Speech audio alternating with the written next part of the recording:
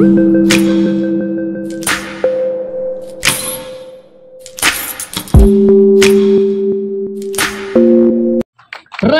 Hadi, Sal Priadi, dan juga Indra Brasko.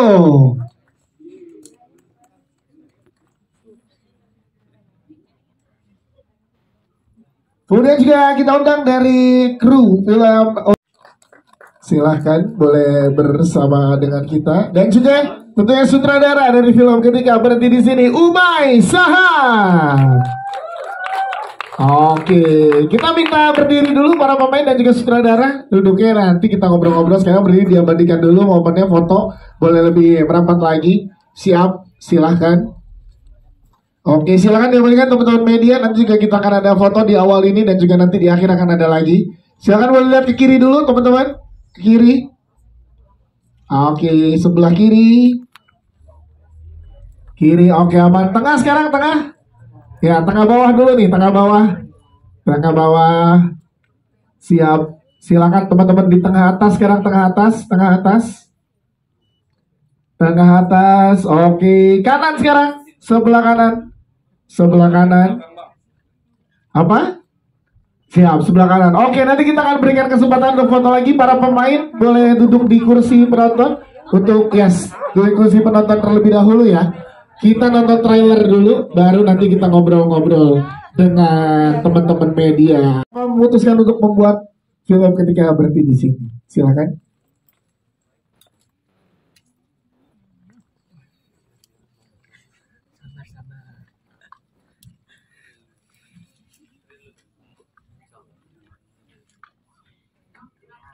Oke, sebenarnya menguras air mata tuh efek dari nonton ya, tapi pas kita buat sih kita nggak ada niat sama sekali pokoknya ini film harus nangis-nangis, pokoknya ini film harus sedih.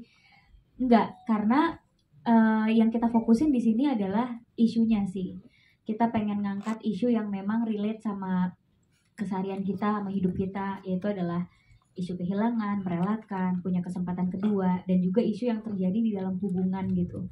Gimana hubungan yang udah lama atau hubungan itu kadang berakhir bukan karena dosa besar aja, kayak bukan karena selingkuh aja kita bisa putus, tapi karena beda visi, mengedepankan ego masing-masing, itu kita juga bisa pisah dan kehilangan seseorang. Jadi kita tuh pengen ngangkat itu gitu. Tuh brand ternama launching juga gitu. Pas kita mau launching trailer kebetulan mereka juga launching gitu ya. Terus kemarin ada konser juga. Iya, ada konser juga, konsernya almarhum Glenn Fredly, di mana konsernya pakai hologram gitu ya, kayak pakai AI gitu. Jadi kita masih bisa ada di memori yang mungkin udah hilang, tapi bisa dibangkitkan lagi sama teknologi gitu.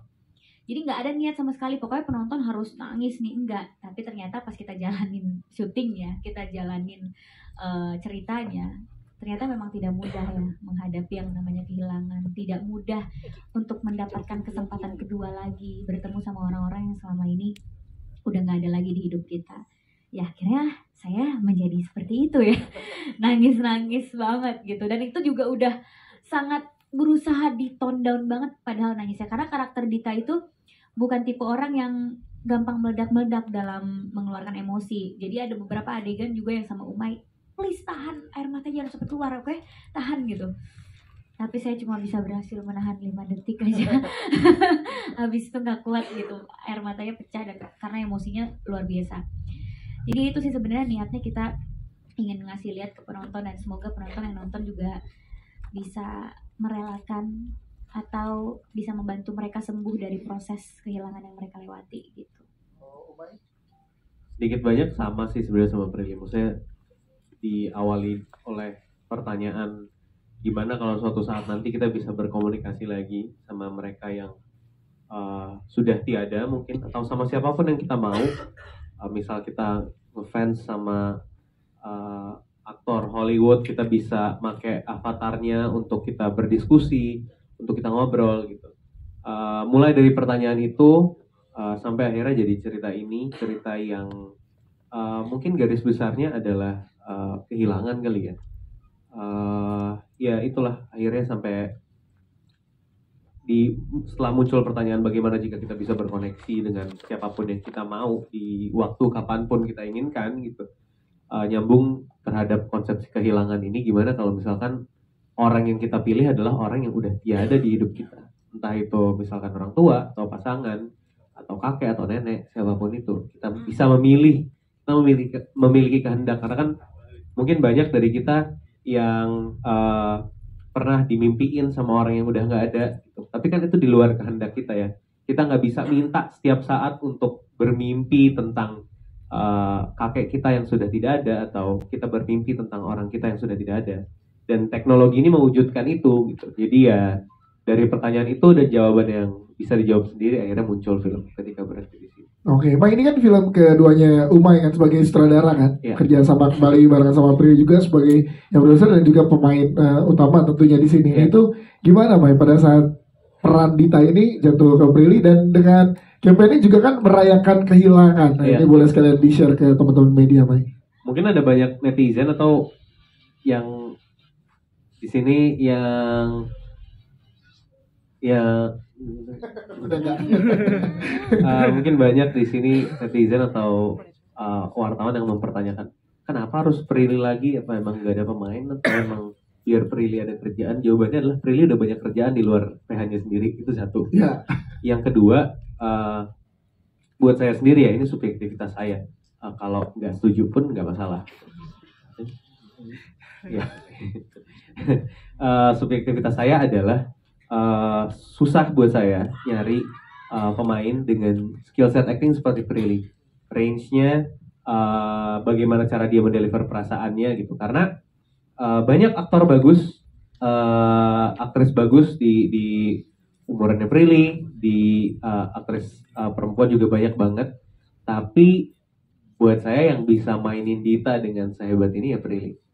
Di luar saya temenan deket sama Prilly Iya. partner kerja saya gitu. Iya.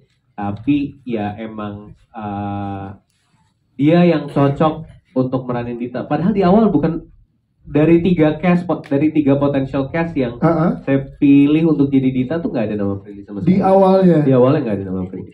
Sampai Tapi akhirnya ketemunya akhirnya iya. Prilly lagi. Gitu dia. Wow, ini Karena gue percaya bahwa mungkin lo sering dengar sih ya Iya. dari director lain bahwa karakter tuh yang milih aktornya. betul. Dan ya itu terjadi di sini. Dita tuh milih Dita Prilly tuh, ya. Yes. Itu dia. Oke, tepuk tangan dulu dong buat Umay. Dan juga selamat datang buat teman-teman media yang baru hadir ya. Tadi juga sudah kita sedikit ngobrol dan juga udah utar trailer. Tapi ke Prilly pengen tahu juga. Ini kan Gen Z dan juga teman-teman milenial akan ini juga karena karya yang sebelumnya juga dinikmati banyak banget oleh Gen Z dan juga milenial. Untuk Ketika Berhenti di Sini, apa yang bisa relate banget sama teman-teman penonton Gen Z dan milenial ini kalau menurut Prilly? Yang bakal relate itu menurut aku setiap orang pasti pernah merasakan kehilangan. Gak harus kehilangan karena meninggal gitu ya. Pisah sama pasangan, peliharaannya tiba-tiba mati gitu. Atau kenapa, pasti pernah merasakan kehilangan kesempatan. Pasti banyak yang pernah merasakan itu gitu. Tapi gak banyak orang yang tahu cara menghadapinya gimana. Termasuk juga aku gitu. Aku merasakan kehilangan berkali-kali gitu. Kehilangan opa aku, tante aku, kehilangan mantan pacar, ditinggal nikah gitu. Tapi nggak tahu cara ngadepinnya gimana gitu. Iya. Kayak Nggak usah siapa aja, Mai. maksudnya tiba-tiba dia hilang aja dari hidup kita. Habis itu kita dipaksa untuk melanjutkan hidup tanpa sosok tersebut kan gitu. Nah, menurut aku pas aku baca skripnya di film ini tuh kita kayak diajarin gimana sih menghadapi kehilangan gitu. Bagaimana melanjutkan hidup setelah kita mengalami kehilangan. Karena ada banyak orang yang kayak denial aja, oh ditinggal, ya udah it's okay, kita harus move on, life must go on. Tapi itu cuma di kata-kata doang. Sebenarnya mungkin dia belum ikhlas. Karena menurut aku manusia nggak ada yang bisa 100% rela, nggak ada yang bisa 100% ikhlas. Pasti ada 1% atau 0,00-nya itu berpikir coba aja gini ya, coba aja gini ya. Nah menurut aku itu relate sama semua orang. Gen Z pasti pernah merasakan itu gitu. Siapapun pernah merasakan itu, termasuk aku dan para cast yang lain juga. Terus di soal relationship gitu. Mungkin kalau kita ngomongin relationship, orang putus pasti digambarkan di film ya karena dosa-dosa besar gitu ya, selingkuh atau apa. Tapi sebenarnya masalah kecil yang dipupuk terus sampai bertahun-tahun itu juga bisa menjadi alasan kita berpisah sama pasangan. Itu juga yang digambarkan di film ini gitu. Bagaimana Ed sama Dita itu nggak ada masalah, bahagia banget, bisa dilihat di trailer mereka lucu banget, pacarannya saling melengkapi. Tapi ada sesuatu masalah yang sebenarnya nggak kelihatan kalau dilihat dari permukaan gitu. Tapi ternyata itu masih dirasakan sama Dita, dirasakan sama Ed, cuma mereka nggak berkomunikasi dan akhirnya itu jadi momok permasalahan untuk mereka berantem. Yes. Nah itu yang pengen kita bahas gitu. Mungkin juga couple-couple yang nanti nonton film ini bakalan kayak, oh gue lagi itu gitu. Iya, Tapi ngerasa selama gitu ya. ini gue nggak tahu cara ngomongnya gimana. Atau kayak, kenapa sih lo putus, pasangan lo baik banget loh. Iya. Ya tapi kadang baik aja nggak cukup gitu. Kadang kita juga harus cari pasangan yang bisa ngisi bagian yang paling penting dan fundamental buat kita kan. Dan film itu mengajarkan Iya, untuk jadi ini ya. bukan cuma kehilangan tapi juga soal relationship, soal persahabatan. Di sini kita bisa lihat ya kadang jodoh kita itu bisa jadi jodoh orang yang paling dekat. Kadang kita bisa jadi jodoh sama sahabat kita. Yeah. Kita bisa jadi jodoh sama nggak tahu siapapun itu gitu. Jadi menurut aku film ini tuh banyak banget yang bisa relate gitu, karena bukan cuma kehilangan tapi ada relationship di situ, ada friendship di situ, ada keluarga di situ. Gimana zaman sekarang aku suka banyak menerima keluhan anak zaman sekarang tuh susah ngomong sama orang tua. Iya, setuju. Karena gapnya terlalu, maksudnya gap teknologi sekarang, sosmed apa segala macam terlalu jauh sama orang tua yang dulu nggak ada sosmed gitu. Jadi cara ngedidiknya juga beda kan. Nah di sini juga ada gitu keluarganya. Gimana anak tuh susah ngomong sama orang tua dianggap susah ngerti, padahal emang komunikasinya aja yang nggak cocok. Jadi di sini banyak. Tepuk tangan buat Prilly dong. Jadi ini akan ada paket lengkap dan relate banget dengan penontonnya mungkin, dan bagaimana ngobrol sama Umay untuk nge-build agar secara art juga support dari semua ceritanya. Silakan Mas. Selamat siang semuanya. Kebetulan di film ini saya dipercaya sebagai director, bertanggung jawab terhadap semua elemen mise-en-scène di dalam film ini. Ketika pertama kali diajak join sama Umay, saya tertarik dengan ceritanya. Ini sesuatu hal yang menarik, sesuatu hal yang baru lagi yang terutama saya temui. Terus akhirnya banyak brainstorming, banyak ngobrol, terutama untuk konsepnya, yang mana saya coba mendekatkan pada realita kehidupan sehari-hari. Terus saya coba mengambil beberapa ikonik atau mise-en-scène-nya, mendekatkan pada kalau bahasa institusinya lebih ke semiotik, lebih ke simbolis. Jadi dan entah itu dari set, dari props, begitu juga dengan color. Jadi untuk menekankan ke setiap karakter tokoh ini, waktu itu saya lebih ngobrol ini, gue coba maininnya ke warna ya, salah satunya di situ. Jadi untuk menekankan itu, terus juga ada beberapa props dan logo-logo tadi dan lukisan itu, yang mana ketika kehilangan pasti orang yang ditinggalkan tuh biasanya mempunyai kenangan. Nah, salah satunya saya coba mainkan itu lewat beberapa props yang ketika melihat itu akan ingat atau akan relate lagi. Nah, itu yang saya coba tanamkan lewat planting information pada penonton, scene by scene, hingga nanti terjawab di ending. Wow, tepuk tangan dong, ini luar biasa.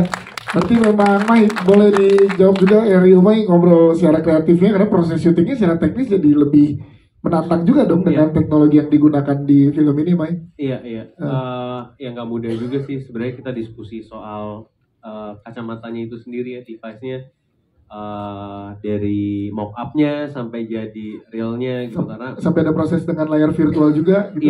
Iya. Kita makan ini untuk kacamatanya sendiri, kita makan waktu hampir 1,5 tahun untuk research and development-nya tentang kacamatanya itu sendiri. Pun kita juga ngelakuin riset sama salah satu mahasiswa teman kita, salah satu divisi research and development-nya yang ada di Taiwan. Kebetulan dia S2-nya emang AI, jadi emang dia ngebantu dan asistensi kita juga untuk teknologi yang ada di film ini.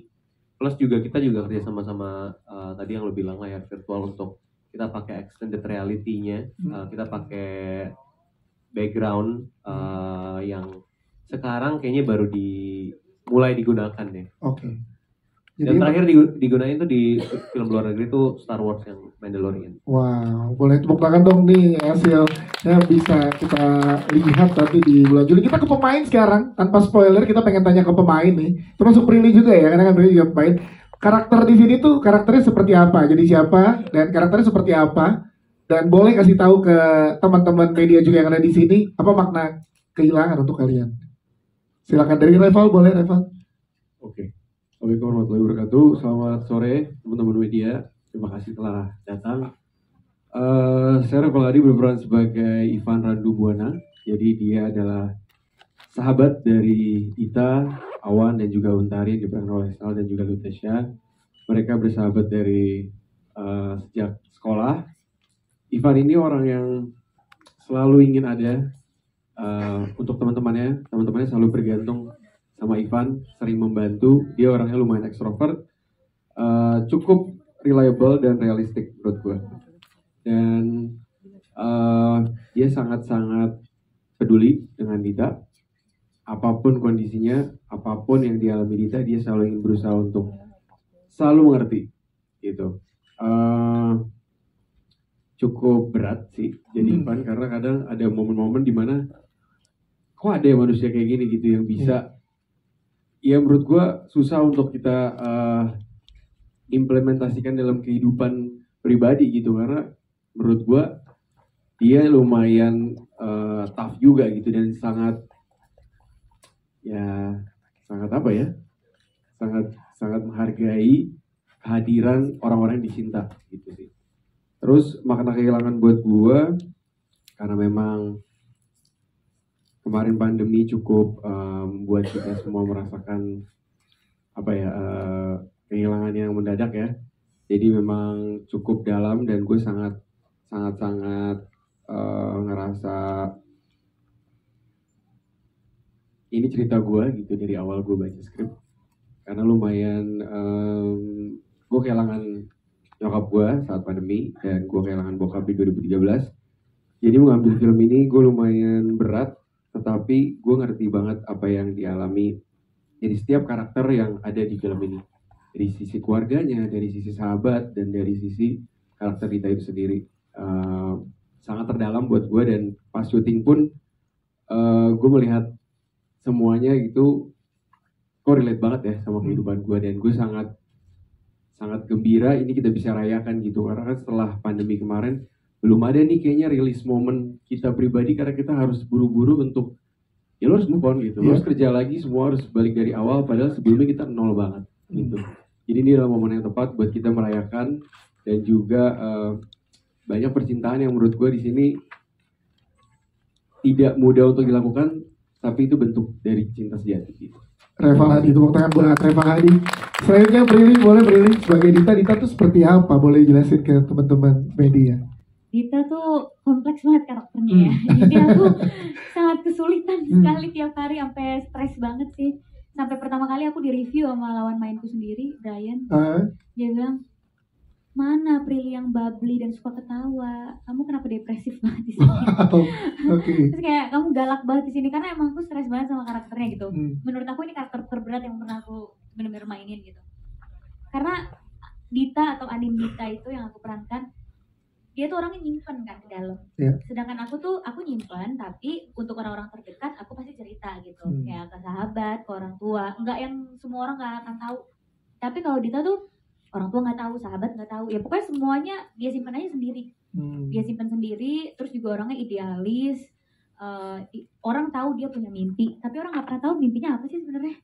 Karena emang semuanya hanya terjadi di kepala dia gitu. Dia gak pernah bisa mengungkapkan apa yang benar-benar dia rasain. Kenapa temannya dari SMA cuma 3 gitu, kenapa punya pacar susah gitu, nggak ada yang tahu. Orang taunya ya emang lo aneh kali gitu. Jadi susah untuk aku tuh ngeliatin ke penonton atau ke layar gitu perasaan aku tanpa dialog, tanpa ekspresi yang terlalu meledak gitu ya. Jadi ya cukup dari adegan cuma diem doang, gimana aku rasanya bisa bisa ngeliatin gitu ke layar gitu, ini loh yang aku rasain gitu, dapat gak ya Umay bisa ngeliat gak perasaan aku lewat layar gitu, aku tuh lagi ngerasa gini banget gitu.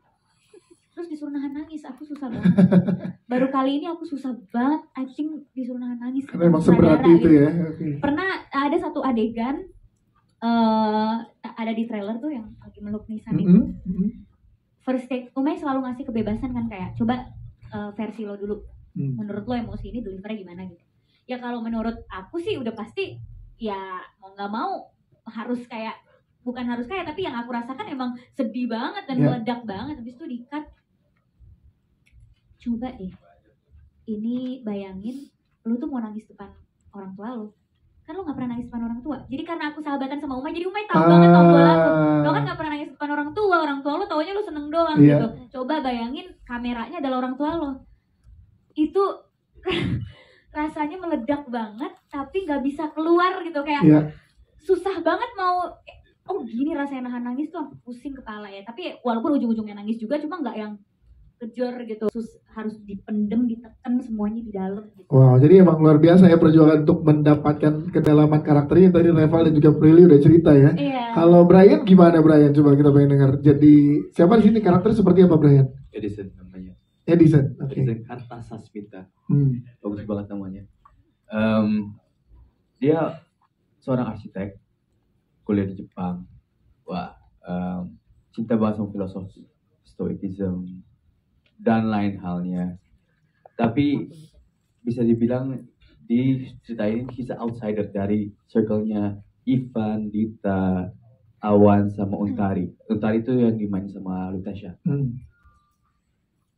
Dia sosok yang, karena mungkin dia arsitek dan melihat hal dari banyak perspektif.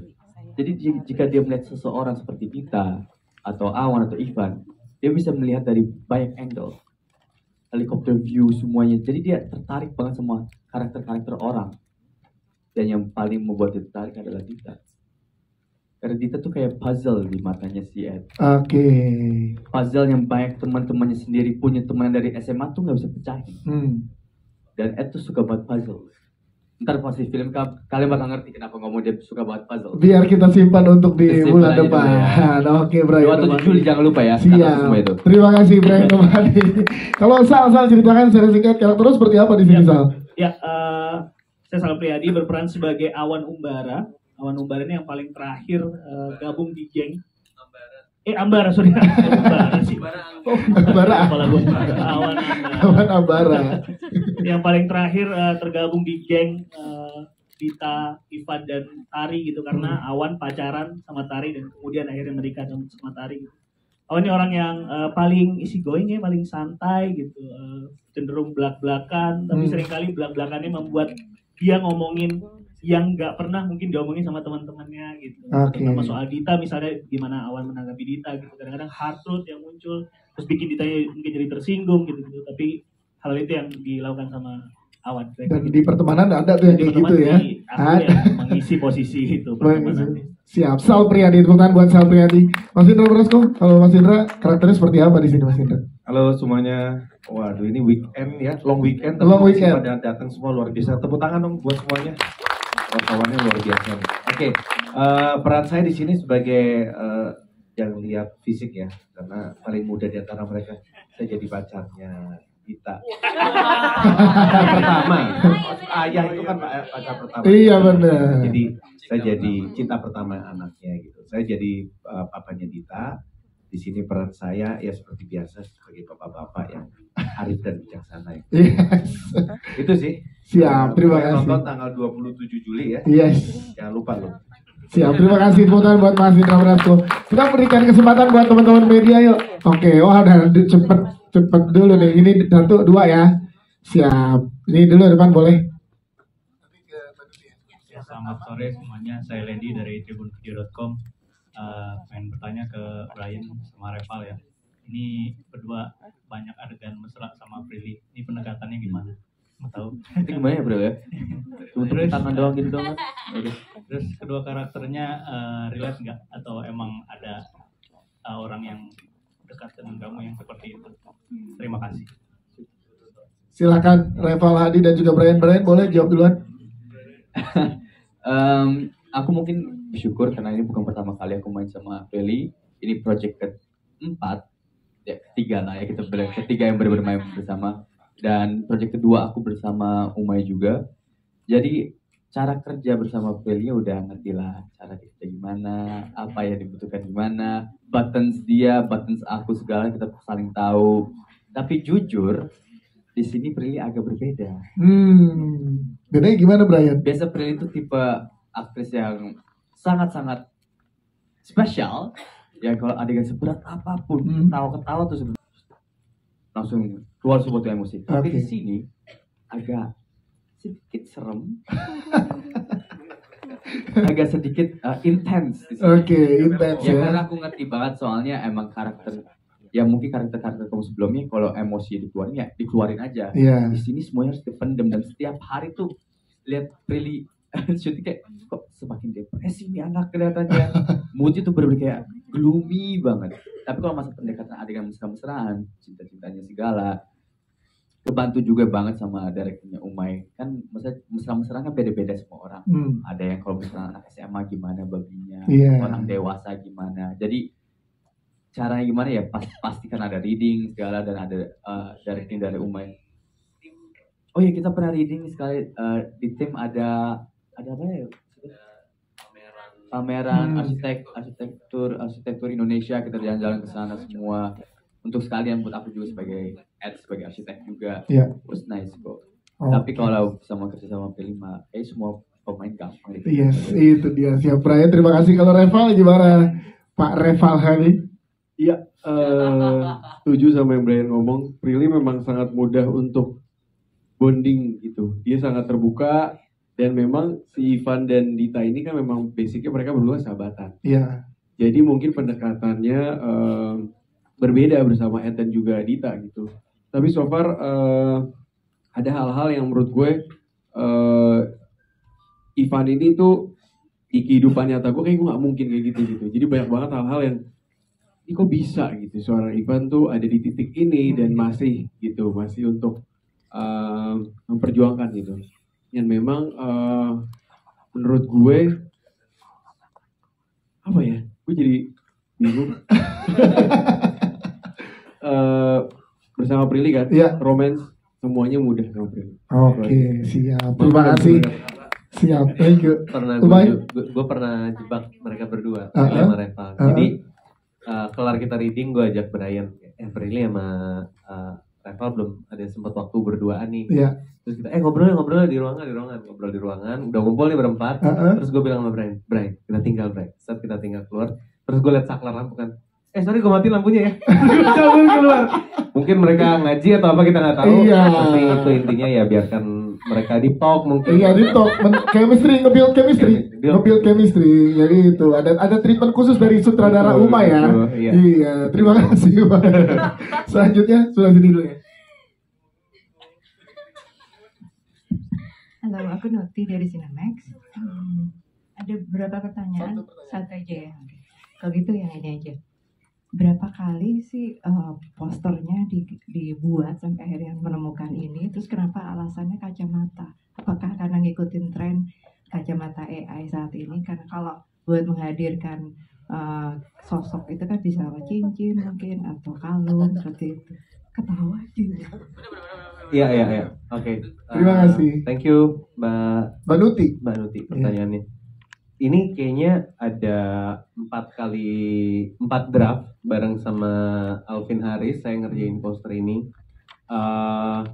Sebenarnya kenapa kacamata kan karena the whole story juga mengenai kacamata AI yang emang ada di filmnya juga gitu. Jadi sebenarnya ketika 2020 cerita ini dimulai, tren AI itu sama sekali nggak ada kan. Sama sekali belum berkembang seperti sekarang. Ada ChatGPT, ada kemarin konser dengan hologram, ada Vision Pro mixed reality headset yang lagi mau dijual sekarang gitu. Jadi sebenarnya tidak ada buat kami ya, buat sinemaku sendiri, kita nggak mau berusaha untuk kita tren apa yang lagi rame coba kita bahas gitu. Sama kayak Kukira Kau Rumah, waktu project pertamanya sinemaku, project film panjang pertamanya sinemaku, kita bahas mental health, bipolar, tidak ada yang melakukan pembahasan itu di film. Maksudnya sebagai poin utama dari filmnya kan nggak ada. Sama kayak ini pun juga emang kita udah diskusiin sejak lama. Jadi ya itu sih, tidak ada yang kita buat-buat agar viral mungkin, agar mengikuti tren gitu. Jadi memang kita hanya mengikuti konteks apa yang ada di dalam film gitu. Yes, kayak gitu ya. Mai, mungkin sedikit tentang original soundtrack yang tadi ada di dalam trailer juga, Mai, karena selalu spesial pada saat film sebelumnya juga kan. Soundtracknya juga luar biasa diterima juga dengan masyarakat dan jadi relate dengan cerita di filmnya. Nah, pemilihan original soundtrack di sini gimana, Mai? Sebenarnya ada beberapa opsi soundtrack lain gitu. Cuma ketika gue berulang-ulang dengerin lagu Sorai ini, ada dua kalimat di ending lagunya Sorai itu mungkin akhirnya tak jadi satu, namun bersorai pernah bertemu. Itu yang juga jadi nggak dibilang sebagai initial thoughts, tapi mungkin sama dengan message utama dari film ini gitu, bahwa keywordnya kan merayakan kehilangan. Bagaimana kita memaknai kehilangan tuh dengan kebahagiaan juga, karena bukan kebahagiaan aja yang perlu dirayakan gitu, karena kita nggak tahu saat kita bahagia kapan kita bisa ngerasain kesedihan. Yes, ini original. Boleh tepuk tangan dong. Jadi original soundtracknya ada Nadine Amiza ya dengan Sorai. Yes. Nanti teman-teman media akan dapat kesempatan untuk bertanya secara doorstop lagi karena memang waktu. Tapi kita minta dari masing-masing yang ada di depan sini satu kata tentang kehilangan. Nah, kita mulai dari pojok kiri dulu. Masing-masing satu kata tentang kehilangan. Kehilangan ini gitu. Silakan Mas. Kehilangan adalah sesuatu hal yang baru. Hal yang baru. Wow, oke. Umay, kehilangan adalah perayaan. Perayaan. Reval Hadi? Berat. Berat. Oke. Prilly?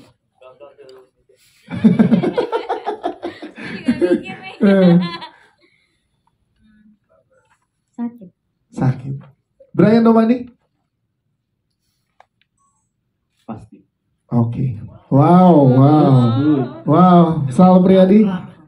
Kehilangan kekuatan. Kekuatan. Oke. Mas Indra? Setiap manusia. Tepuk tangan sekali lagi teman-teman, luar biasa. Setelah ini kita berikan kesempatan juga karena banyak yang baru hadir tadi, kita akan putar official trailernya lagi buat teman-teman. Tapi sekarang kita boleh berfoto dulu ya. Boleh, silakan, boleh berdiri dan boleh dibantu kursinya. Nanti setelah foto kita putar trailer. Setelah putar trailer kita akan langsung doorstop dibantu oleh teman-teman dari Cinemaku dan juga Publicis untuk mengaturnya ya. Akan ada di luar studio ini ya. Iya. Sebelah kiri dulu. Boleh dibantu lampu, terima kasih ada lampu di sebelah sana. Nah, ini dia, kiri. Boleh kiri. Siap, sebelah kiri. Oke, tengah bawah dulu, silakan tengah bawah. Ya, tengah bawah silakan. Silakan tengah bawah, tengah atas, silakan tengah atas. Oke, tengah atas. Selanjutnya sebelah kanan, boleh sebelah kanan. Baik, sebelah kanan. Oke, terima kasih. Teman-teman media boleh tetap berada di sini karena kita akan putar official trailernya sekali lagi. Para pemain, sutradara boleh siap-siap untuk doorstop. Teman-teman media jangan kemana-mana karena kita akan langsung putarkan juga official trailernya ya. Untuk teman-teman media tadi yang baru juga hadir.